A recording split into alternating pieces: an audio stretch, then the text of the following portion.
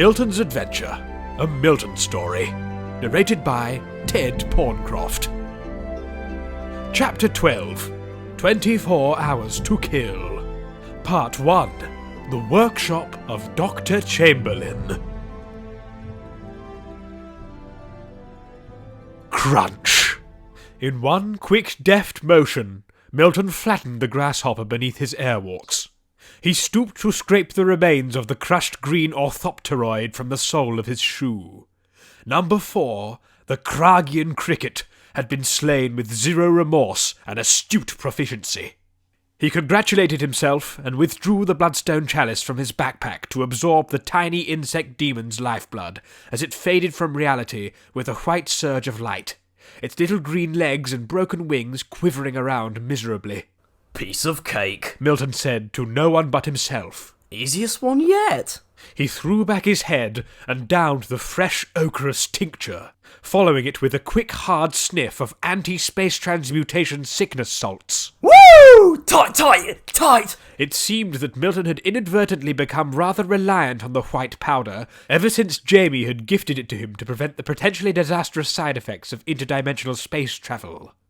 He now found himself doing a line or two as a short-term reward for pretty much anything.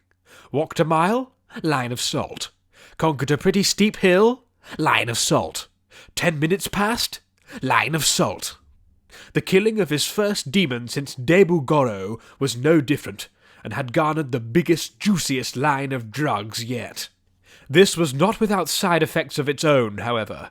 Milton found he could no longer breathe through his nose at all, and had developed a penchant for sneezing, not at all helped by the sub-zero climate of the current realm he had been traversing.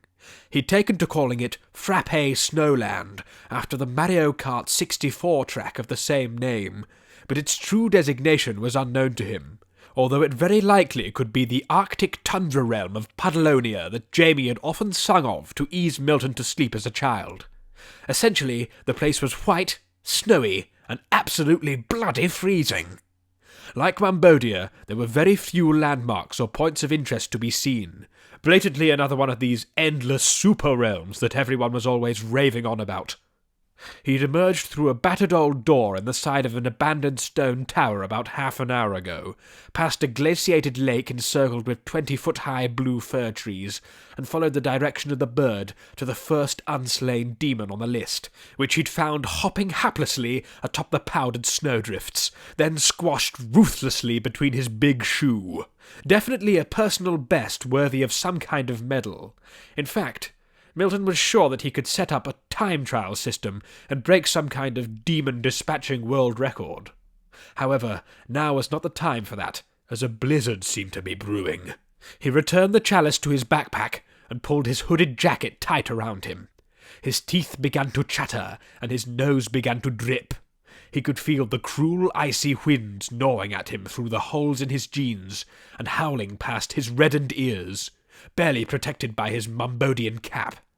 This frigid world was no place to be with clothes as thin as these. Why, oh why didn't I bring a coat? Within minutes, the visibility became nil, and Milton had lost all sense of direction. All hope of finding the tower was lost, and his airwalks and socks were soaked through.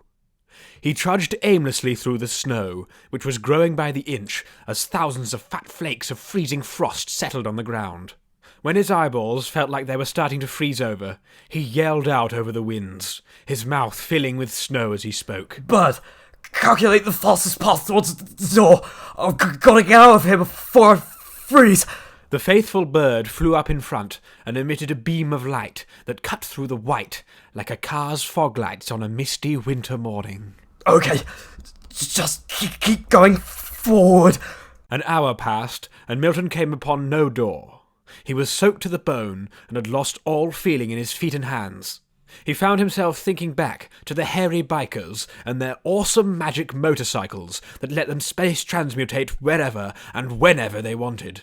If he had one of those, he could be out of this terrible tundra in an instant, and be well on his way to killing the next demon with the efficiency he desired, and in turn, one step closer to settling down on his sofa at home with a warm mug of malt bovril. He trekked onwards, now on an upward gradient, until the winds began to slowly die down and the air became clearer. Gradually, the blizzard subsided, and Milton saw things for what they were. He had ascended about a quarter way up the first in a range of breathtaking snow-capped sierras. Below him, he could see the forest-hemmed lake and the tower, and in front, just a little ways up, was a welcoming trail of wood smoke, leading from the rooftop of a nice homely cottage on a flat shelf in the mountainside. "Oh joy! Oh rapture!" he cried, the fortuitous billet reminding him of his beloved Lodestone Lodge, though he was surely more than 1,000,000,000,000,000 miles away from that lovely place right now. The snow underfoot gave way to patches of blue-tinged grass, then a neat stone path, and finally the doorstep of the cliffside chalet. Milton took a quick sniff of salts and went to hit his head on the front door to get the heck out of here, but quickly decided that he deserved a short respite after his marathon march. Besides, there was no smoke without fire, and a warm Milton was a Milton far more likely to get the job done. He grasped the knocker of the door, a simple brass hoop design, and slammed it thrice against its plate. There came no answer, so Milton tried turning the oaken knob, and found it to be unlocked. He stepped into the lovely home, immediately met with the warmth and smells of a place well lived. Rustic handmade furniture filled the open-plan domicile, and skins and pelts of various mammalian beasts hung from every available surface. Evidently, this was the home of a big game hunter, or at least an honest poacher. Milton wiped his frost-covered shoes off on the shag-hide doormat out of courtesy, and set about drying his damp clothes in front of the stone hearth, swapping out the pelts, which he neatly folded in a pile on the floor. Whoever lived here definitely wouldn't mind if he made himself feel a little bit at home. He wrenched off his soaken shoes and socks, and draped them from the mantel.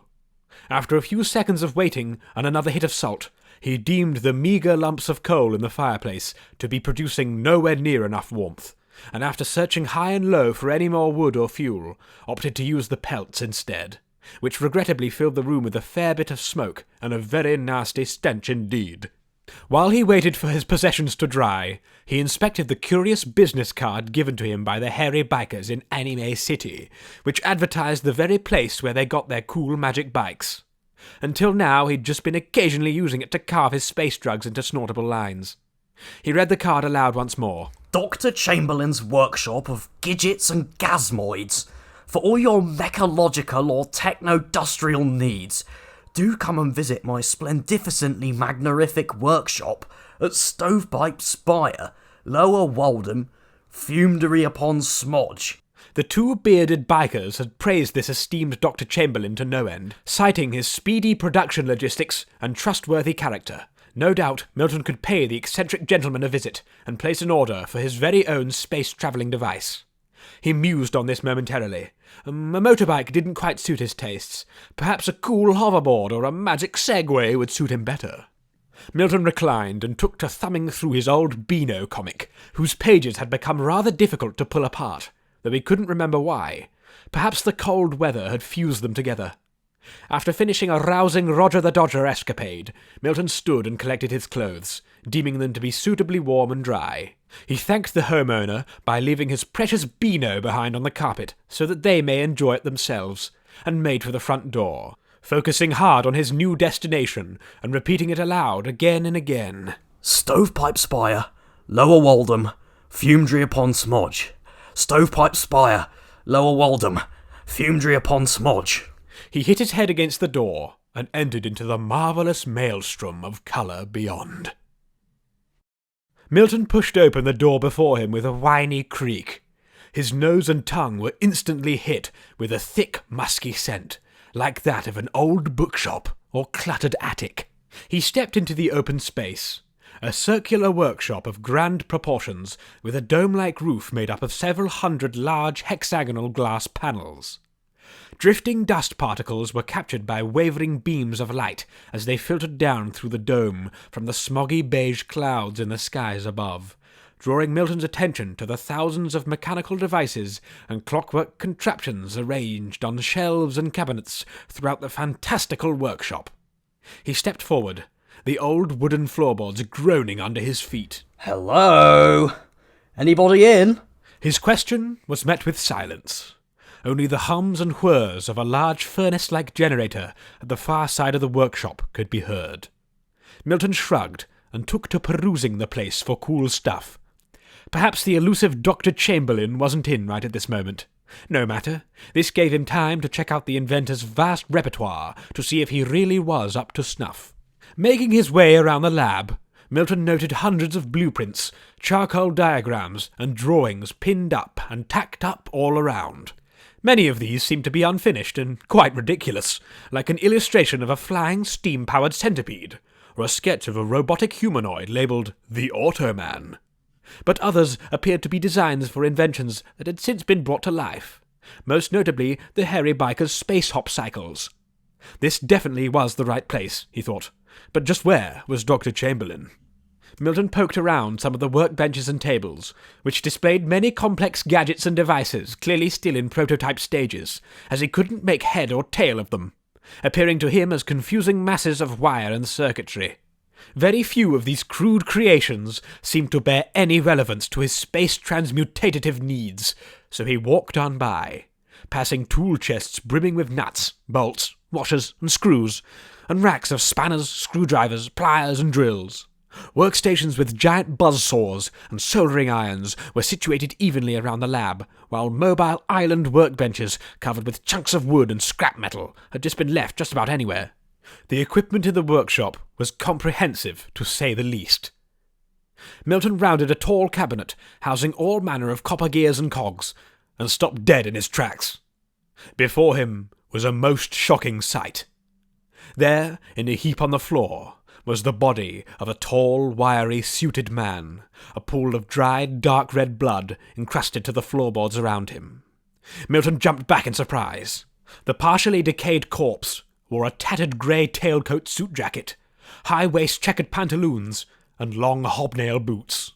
On the floor next to him was an incredibly tall squash top hat with a shiny gear stuck fast to its crown, matching up with the fancy logo on the business card. Milton shook his head in remorse. This was indisputably the body of Dr. Chamberlain, murdered in his own workshop. The man's mutton-chopped face, which Milton could see would usually bear a huge, happy smile, judging by the deep-set laughter lines, was now sunken, pallid, and lifeless, and had sustained a particularly nasty forehead wound. Milton estimated that the doctor had been dead for a while, possibly a few weeks at least. Whoever or whatever killed him had presumably used the nearby foot-long pipe wrench to batter his head in, which now lay blood-soaked on the floor next to the well-dressed cadaver. What a shame.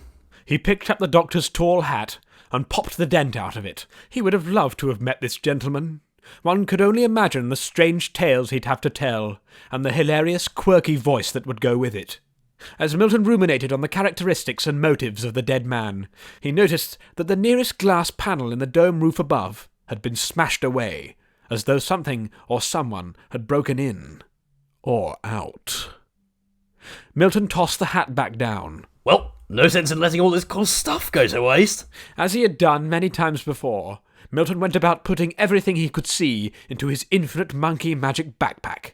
Maybe something here would be of use to him, or even help with his space travel needs. He started with the workbench nearest to the doctor's corpse. First into the sack went a translucent orange cylindrical object of indeterminate value and material, followed by a cool flip lighter, and finally a strange set of clamps connected by a chain link, much like that of a pair of handcuffs. This latter item disturbed Milton greatly, as it appeared like they were meant to clamp around two things that were near spherical and about the size of 2 walnuts. Milton shook the thought away and swiped up a lava lamp filled with green goo and a tri-lobed ball-bearing base toy that spun in a most pleasing way. Stepping carefully around the doctor's corpse and to a small metal pedestal, Milton set his eyes on a pair of dark shaded spectacles, not dissimilar to those from the Deal With It internet meme, but without the pixelation effect. Milton grabbed them with eager hands and shoved them onto his face without thinking. He looked around, seeing no difference besides the usual darkening effect of polarized lenses. Perhaps that's all they were. While moving to the next table, Milton made the deadly mistake of glancing down at the stone-cold corpse of Dr. Chamberlain, which, with the glasses on, was now fully undressed, exposing every waxen wrinkle, pale crease, and withered old body part. Milton scrambled to pull the specs off. By God! These are glasses that let you see into the fabled naked dimension. He shivered, trying to shake the view of the naked dead old man from his head and bagging the specs for later. No doubt he could have a lot of fun with those at some point, but certainly not here.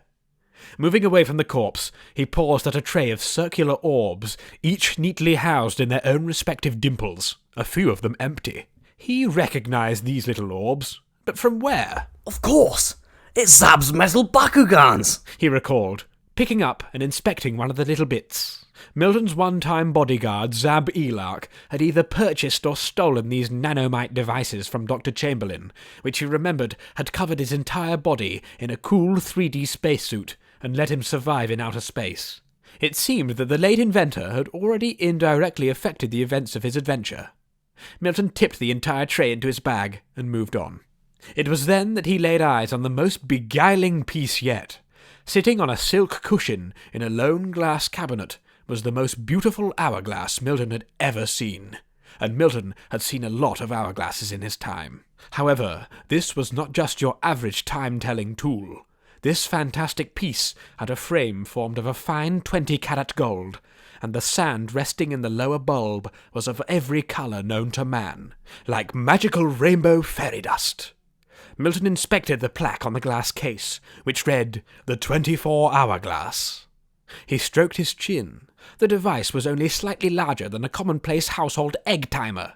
If the name was to be taken at face value, how on earth would the multicoloured sand within measure 24 entire hours? In a flash, Milton opened the cabinet door and snatched the little hourglass, quickly turning it over. The thinnest, tiniest trickle of rainbow sand began to squeeze its way through the timer's narrow neck. So thin that Milton would have had a hard time seeing it if it weren't for the fact that it was glinting and gleaming so magnificently. He turned the timer back up the other way, but to his astonishment, the runnel of dust remained the same way up, now spilling out upside down from Milton's perspective. He shook the timer hard and looked again. Nothing had changed. Must be some kind of super-concentrated, gravimetrically stabilised gummy zone slow sand, he assumed, bagging the little time-telling curio and moving on. After he'd scoured the lab for anything else that caught his eye, Milton came at last to a large net basket by the door he'd space-warped in through, which he could have very easily missed. The basket seemed to be full of a few brown paper-wrapped packages tied together with string, and a sign above it read, "Outgoing." Evidently, this was a stash of commissioned inventions that Chamberlain had not gotten the chance to send out since being brutally murdered. Milton grabbed the first package and read out the fancy handwritten text on the top side. "To my dear friend, the shaman, please find within one curry dispenser, courtesy of your good pal, Dr. Chamberlain." Milton flipped the package over and found no further address information. He shrugged, tearing into it and past a layer of bubble wrap to reveal a brown cylindrical rod-shaped device with a tip resembling an Eastern European onion dome minaret. He furrowed his brow at the phallic piece, which, within seconds, had begun to vibrate and dispel a sputter of brown liquid. Wanting nothing more to do with this horrid thing, Milton dropped it to the floor with a crash and a splat. Hopefully, the remaining 2 parcels were not as disgusting or mystifyingly abstract. The second box was long, incredibly weighty, and made a lot of noise when it was shaken about. Milton checked the address. To Elon Musk, SpaceX Gigafacility 0. Well, this is a parcel for Elon Musk. Milton went to tear into the box, but recalled Elon's kindness when he had encountered him at the Ed's Burger space restaurant a few weeks back. He slipped the cardboard box into his magic bag, which just barely fit past the rucksack's mouth. If he ever saw Elon again, he'd deliver it to him. It would be the least he could do. The man had practically saved his life. The final package in the mail basket was a very small one, and wrapped rather shoddily too, though Milton could detect strong waves of magical energy secreting forth from it. He swallowed nervously upon seeing what was written on it. This package was addressed to none other than Gordon Ramsay of the Pucker Realm. He turned the package over in his hands, contemplating whether to open it or not. What if it was rigged to blow, or had a bunch of poison in it? Whatever it was, Milton had to make sure it didn't find its way to the potentially treacherous grip of Gordon, as it was probably an awesome, powerful device of some kind. Milton tore in with gusto, and his fingers encountered a paper note which he read aloud upon unfolding. Dear Gordon, it has been an unequivocal delight to work with an esteemed member of the Bloodstone Order once more. Please find enclosed your commissioned conveyance contrivance, which I have taken the liberty of christening the Gustman, standing for Geographically Unlimited Space Transportation Module and Nanode. Quite the acronym, if I do say so myself. After much thought, I concluded that the consistently covert and completely concealable style you craved could best be achieved with a nanotecular contraption, derived from the same quantum microtechnology as my Dr. Chamberlain's fast-acting EVA nanospacesuit orbs. Thusly, you will be able to produce a fully functioning aperture ready for space transmutation with ease from the confines of your very own pocket. After the nanode has paired with your being via touch-sensitive heat-seeking symbiosis, one must simply bellow the phrase, "Activate," and your wildest teleportative dreams shall ensue.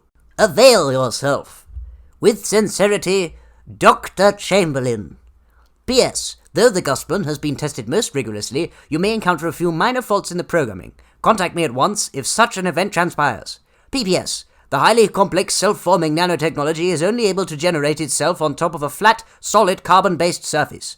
This prevents the user from becoming trapped within a wall, but sadly prohibits underwater and mid-air generation. PPPS. I made one of your vegetable soups the other night, and I must say it was fantastically succulent. Absolutely resplendent with juice. Oh my goodness. Oh my god, that was a hard voice to do. As Milton finished the letter, a heavy metal pellet-like object dropped from the opened package and fell to the floorboards with a resonant thud. Milton bent to inspect the device, which could only be the Gustman. It was shiny, dark grey, and shaped like a rattling Zoid magnetic toy from Milton's childhood. Further inspection revealed a small circular light in the centre, displaying pulsating rainbow colours like the headlights of the hairy biker's space cycles. Interesting, mused Milton, reaching out and touching the node without thinking. In a flash, the little metal bead was running up his hand and under his sleeve, where it rushed up his arm and chest. Milton struggled and twisted around desperately, falling to the floor and attempting to rid himself of the barbaric metal node to no avail. The device had snaked its way around his neck and disappeared directly into his mouth. Milton gagged as the cold object tunneled down his esophagus and into his stomach. As he felt it charge through his lower intestine, he concluded that the only way to expel the horrid thing was to abide by Dr. Chamberlain's instructions. Activate! He yelled. A low and concise horn noise blasted from somewhere within Milton's colon, dampened and bass-boosted through the layers of organ tissue. Before he could even keel over or tense up, the Gustman had shot straight out of his anus and down his trouser leg to roll across the floorboards. In the span of about 4 seconds, the little shiny ovoid had split in half and transformed into a 6-foot-high gate composed of a rough nanotechnological alloy. Milton blinked, and when he had opened his eyes, a fantastic gummy warp portal sat pretty in the midst of the frame. So it was just that easy? No finding a door or hitting one's head? This was even better than the hairy biker's bikes, and his bumhole didn't even hurt that bad. It's just like Monsters, Inc. Milton put his bag on and tightened his shoelaces, ready to test out the magical door that had come from his ass. He removed the list from his pocket and set his mind on the next demon. Number 5, the Unstoppable Metal Champion. Here I come! He stepped forward, his fingers brushing against the rippling vortex, but was suddenly distracted by the ringing of a very loud bell, the kind of very loud bell that demanded one's attention. He turned and followed the source of the noise, which seemed to come not from inside the workshop, but from the world beyond the glass dome. Milton walked across the workshop to the edge of the grand hemispherical window to gaze out upon the sights of Fume-Derry-upon-Smodge for the first time. All around were tall, brick-built buildings, often wonky or sloping to one side, on narrow little cobblestone streets that branched off in whatever direction they pleased. The architecture was somewhat Victorian, with ornate gables, decorative finials, and at times decidedly Gothic stylings. He currently stood at one of the highest points in the city, beaten only by an immense clock tower with interlocking gears instead of a clock face, and a huge cantilever bridge that crossed a thin, muddy river. What lay beyond that was anyone's guess, as the brown fog impeded his human eye from seeing any further. Milton noted that the source of this nasty miasma seemed to be large metal chimneys on the roofs of nearly every house. In fact, there seemed to be a prevalent juxtaposition of industrial Victorian aesthetica mixed with anachronistic and out-of-place postmodern technologies. Steampunk, noted Milton forlornly. The loud bell sounded again, and Milton pinpointed its source. A small horse-drawn wagon that jounced down the thin avenues directly below him, seemingly conveying some wrapped-up cargo. Attached to the back of the wagon was a large brass bell, which Milton had been hearing ringing intermittently. Curiously, the streets seemed to be empty apart from this lone traveller. No fruit markets or shoe shines in sight. Milton squinted at the carriage, and quickly realised that it was not horse-drawn at all, but pulled along by two giant rolling cogs, steam belching out of funnels on the side, bringing up repressed trauma from his encounter with the Wheel of Fortitude. The black-clad driver seemed to be steering the big gears with great expertise over the uneven roads. Milton inspected the cargo again, and realised that it was full to the brim with swathed bodies of the deceased. A wagon full of corpses! Milton's mind began to race. He had not stopped once to think what could have killed Dr. Chamberlain. Was this world infected by some kind of plague? Or perhaps a terrible zombie apocalypse was in effect? The doctor's head wound indicated that someone had murdered him with active malintent. But who? The hairy bikers after they found out how much their bikes would cost? Gordon Ramsay after he didn't receive his parcel? Heck, maybe even Zab had offed him when he stole all of the Bakugans. No, Milton shook his head. That didn't make any sense. He glanced back at the doctor's corpse, which from this angle was just his funny boots peeping out from behind a chest of drawers. Milton felt a wave of remorse wash over him. This poor man had indirectly gifted him so many wonderful contraptions. The least he could do was hand him over to this body collector and give him a proper burial, or however they did it in this crazy place.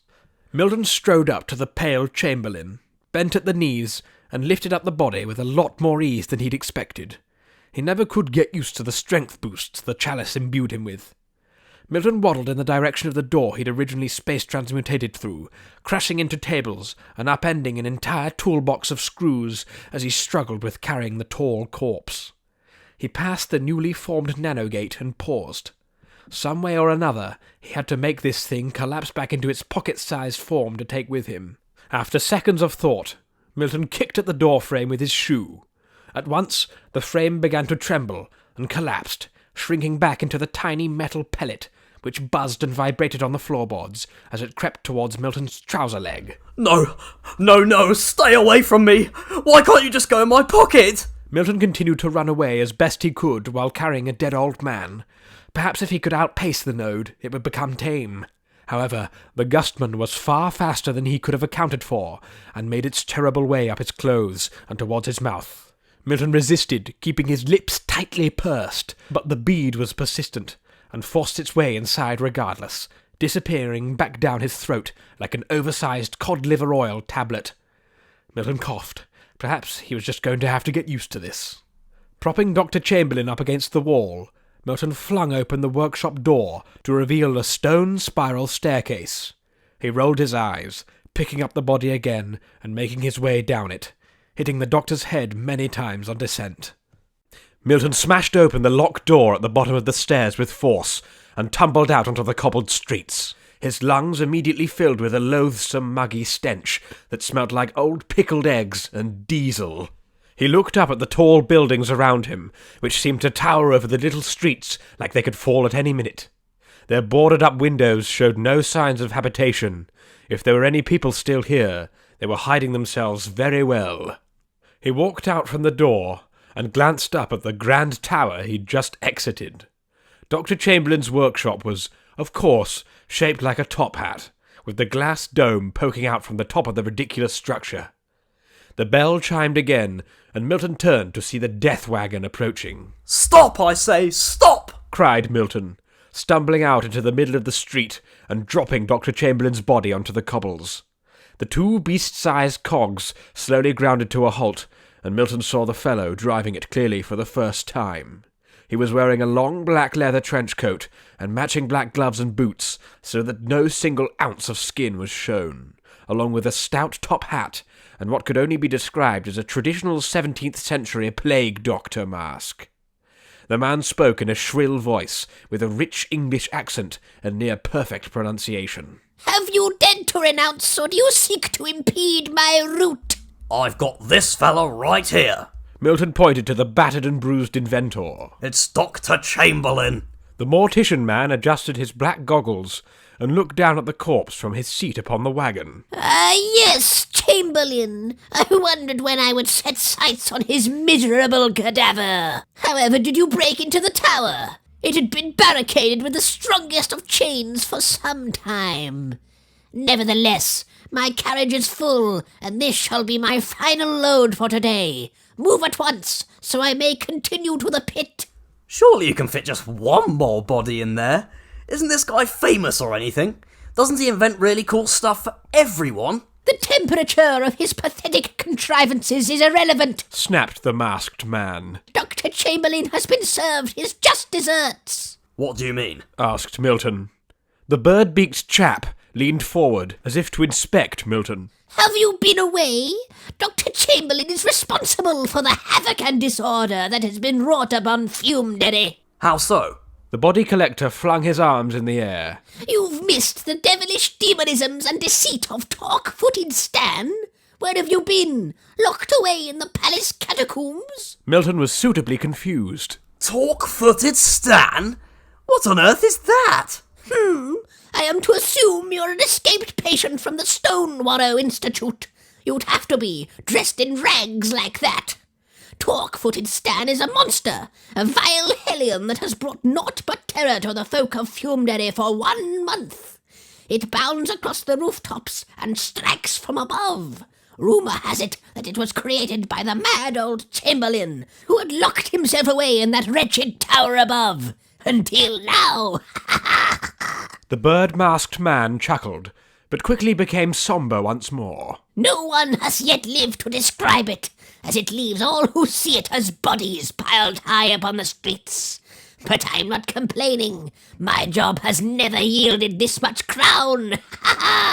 The beaked man laughed heartily. Now, out of my way! The body of that old fool may rot until tomorrow. I must make it to the pit before nightfall. He tugged his reins, and the gears chugged into action, burping out a helping of black smoke. Milton watched as the big cogs drove over the body of the doctor, churning out blood everywhere, which splattered across the cobbles gruesomely. Milton shook his head. The fate of the doctor was out of his hands. Now it was time for him to leave. He turned and walked a few paces, but a sudden howl of pain and the screech of metal on stone came from behind him. Milton whipped around to see a quick shape spring from the now upturned carriage, carrying the flailing body collector. The figure jumped at least 20 feet into the air to land on a building above, where it let go of the collector and let him fall to the ground below with a dense smack. The figure, cast in shadow, seemed to turn to face Milton for a split second, then disappeared from sight. Milton felt a sudden pang of Kragian energy flow through him. Once again, fate had brought him to another demon. Milton took a long hit of salt and sprinted over the cobbles.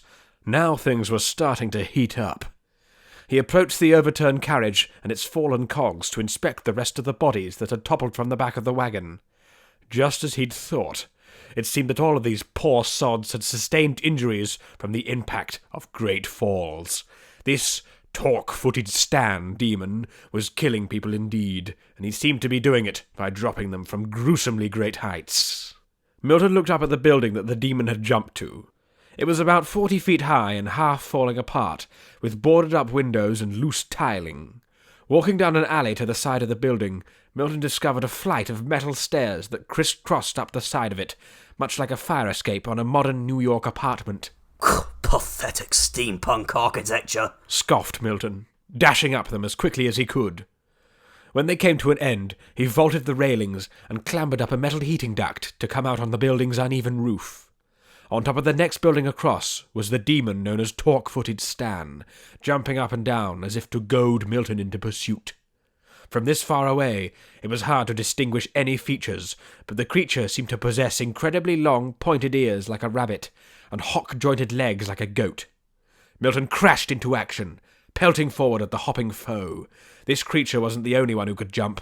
Milton sprinted to the edge of the roof and launched himself forward, clearing the gap between the tiled overhang and just making it to the gutter of the building across the street, which he grabbed with his hands on contact and used to pull himself up onto the high-rising parapet. Torque-footed Stan let out a mirthful laugh and bounded off, jumping as though he defied gravity. Milton gave chase, leaping across rooftops and chimneys. However, it soon became clear that his jumping prowess, though far greater than any Olympic athlete, thanks to the energy imbued in him by the chalice, was not up to scratch with this demon, who was always just out of reach, bobbing up and down and taunting him. Milton hunched over with his hands on his hips, gasping for air. He wasn't agile enough to catch up to Stan, so he would have to resort to some cunning tactical trickery, as was the way of Milton. He walked carefully to the edge of the building he currently stood on, a relatively flat red brick warehouse, and called out to Stan, who was still jumping away like a madman on the next house over. "So, you like to jump, eh?" shouted Milton, his hands cupped around his mouth to increase vocal reach. The demon seemed to cock its head to one side, and answered back in a decidedly comical voice that carried easily over the rooftops. Jump, jump, jumping in the sky. No one can jump as high as I. Milton smiled. The creature was just as imbecilic as he'd predicted. "Then what would you say to a little jumping contest? Whoever jumps the highest wins. How about it?" The demon known as Stan laughed. I am the greatest jumping king. I will win, my legs are springs. Torque-footed Stan reeled back and launched himself onto Milton's building with a terrific somersault, landing to approach with a mix of caution and pride. As he advanced, Milton saw the demon up close and personal for the first time. The fellow was indeed extraordinarily rabbit-like, about the same height as Milton, and covered head to toe in matted fur, with straggled whiskers, yellow buck teeth, large flea-bitten ears, and a stumpy tuft of a tail. Milton looked down at the rabbit's haunched legs to see that he wasn't lying at all. They really were springs. Or, to be more precise, he was wearing some kind of high-tech-looking bionic spring-loaded boots with hydraulic pistons and two stilt-like exo-protrusions at the heel. Just as Milton had thought, the rabbit man was cheating after all. Besides these fantastic bouncing boots, the creature wore a tattered green shirt, a pair of cracked round spectacles, and nothing else, save for a leather belt pouch that appeared to contain a green glowing substance. Milton looked the demon up and down. How could this scruffy fellow be one of the frightful 55? Krug really must have been scraping the barrel when he created this dude. "Who are you?" asked Milton involuntarily, half in disgust and half out of genuine curiosity. The rabbit man known as Stan spoke in his ebullient rhyming parlance, while bouncing in circles around Milton and emitting little puffs of steam from his jumping shoes. I am Harewin, jumping proud. I go so high I touch cloud. Milton snapped his fingers, internally recounting the name from his list. Number 47 to be precise. "Harewin! Ah, yes. A great name indeed." Milton indicated Harewin's fabulous boots. "So, what about those then?" Harewin's present from the doctor. With them on I can hop proper. Harewin demonstrated this, squatting down and leaping high into the sky to land back on the roof with ease. Milton rubbed his chin. This Harewin character was indubitably referring to Dr. Chamberlain. Whether he truly had been gifted them, or whether he graphically murdered the doctor and stole them, was anyone's guess, but logic dictated it would have been the latter. "One last question before we start this jumping contest then. What are you going around dropping all these people off buildings for?" Harewin twitched. The question had struck a nerve. I kill to jump. I jump so high. If you're in the way, I jump. You die. A flash of green glinted across the rabbit man's broken glasses, and he advanced slowly on his torque-powered haunches. Milton backed away, waving his hands in an attempt to mollify the oversized hair. Hey! No need to get like that. Let's do the jumping competition. You go first. Harewin sprang back, jovial once more. Jumping time. I jump to where the stars will shine. He twitched again, muttered something incomprehensible under his breath, and removed a glowing object from his belt pouch, which Milton instantly identified as some kind of luminescent fungus, which seemed to transition from solid to near transparent and back again in a matter of seconds. So that's why this demon was so loopy. He was all hopped up on some kind of magical mushroom. Before Milton could ponder any further, Harewin had devoured the spectral shroom and was preparing for his big leap. Harewin jumps with style and grace. When Harewin jumps, he touches space. The rabbit demon launched off into the air with a hiss of hydraulics and a blast of steam. Milton watched as the figure became almost invisible up amongst the smog, then appeared again a good 4 seconds later to land with moderate impact on the concrete roof. Harewin was ecstatic. Jumping, jumping, jump, jump, jump, to land on the ground with a thumpity thump. Milton applauded, then swallowed apprehensively, wondering if his idea would work. That was sensational. How high was that? 100 feet? 200 feet? I don't think I've ever seen anyone jump that high before. When Harewin jumps, he aims to wow. Harewin's done, it's your turn now. Milton, suitably sick of the rabbit's annoying bird-like cadence, unveiled his master plan. Okay. Give me those spring boots and I'll give it my best shot. I'm sure I won't be able to beat you, though. Harewin fell still, his head cocked to one side. His whiskers twitched and his nose sniffed. Milton blinked, sure that he had been foiled. A few more silent seconds passed. Then Harewin nodded his scruffy head quickly. When Harewin jumps, it is fair game. All the jumps must be the same. The demon bent down and flicked a switch on the side of the metal boots, obediently hopping out and stepping back, now standing considerably shorter than Milton, who approached the boots at a measured pace.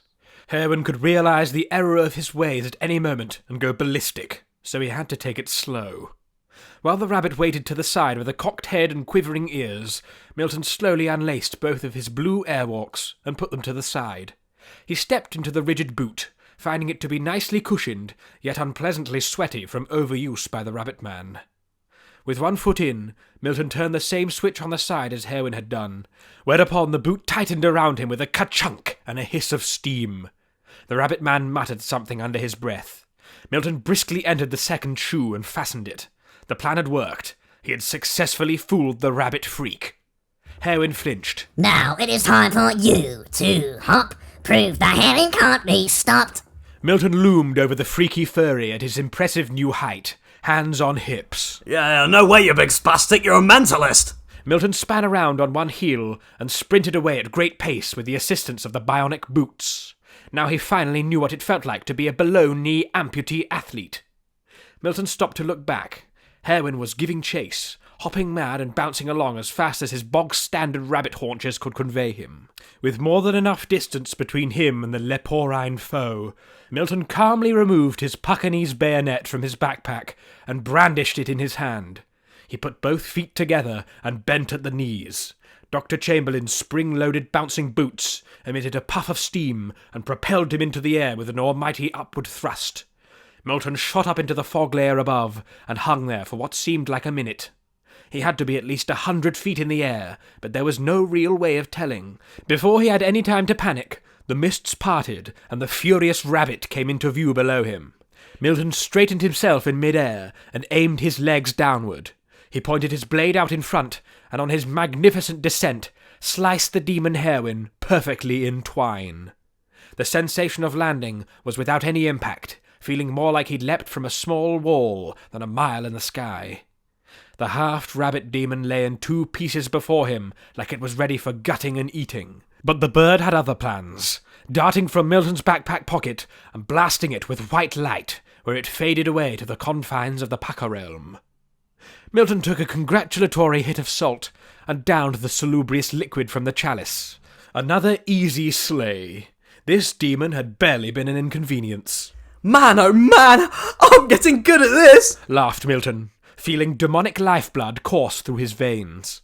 A thought suddenly occurred to him, and he remembered the little magical golden hourglass he'd snagged from the lab. How had it not been obvious before?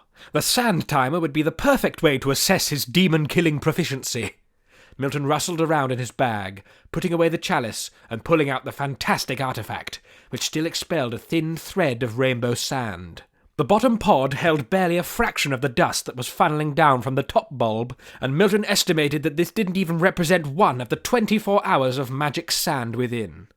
He held the hourglass aloft, where the sands glinted in the white daylight. The perfect challenge! Using a loose carabiner clip that lived on the side of his backpack for emergencies, Milton attached the hourglass to his bag strap so he could check how well he was doing whenever he wanted. He grinned. He was finally ready to leave this sorry steam-powered world behind. There he is! The abominable, chalk-footed Stan! Came a sudden voice from below. Milton turned and peered over the edge of the tall building to see a ragtag group of 4 human survivors down in the alleyway below, all dressed in Victorian regalia, with steam-powered appurtenances to boot. The largest and frontmost of the 4, a burly man with a frock coat, goggles, and a frankly excessive handlebar moustache, pointed a gloved finger up towards Milton, who quickly realised that with the jumping boots on, he was being mistaken as the beast that had killed these idiotically dressed folks' friends and family. The murderous beast is no more than a young boy, cried the steam-powered bloke, aiming his weapon up at Milton, a brass blunderbuss which ended in a tube that coiled around the man's person to a big steaming pipe-covered generator strapped to his back. Kill him! Running from view of the angry civilians, Milton hurriedly removed the mechanical spring boots and bagged them, donning his airwalks once more. No sense in leaving the boots here, after all. It wasn't like poor old Dr. Chamberlain would be needing them back. Milton bellowed, "Activate!" and again felt the unpleasant sensation of the gustman shooting from his ass and down his trousers to form the gummy portal gate. He checked behind him to see the angry steampunks climbing over the parapet, wielding their flintlock pistols and cutlasses. Your subgenre's trash! Yelled Milton, giving them the finger and jogging for the gate. Now it was time to prove to himself what he was truly capable of. 24 hours to kill as many demons as possible. No breaks, no sleep, just killing. Milton disappeared through the portal, his mind set once again on demon number 5, the unstoppable metal champion.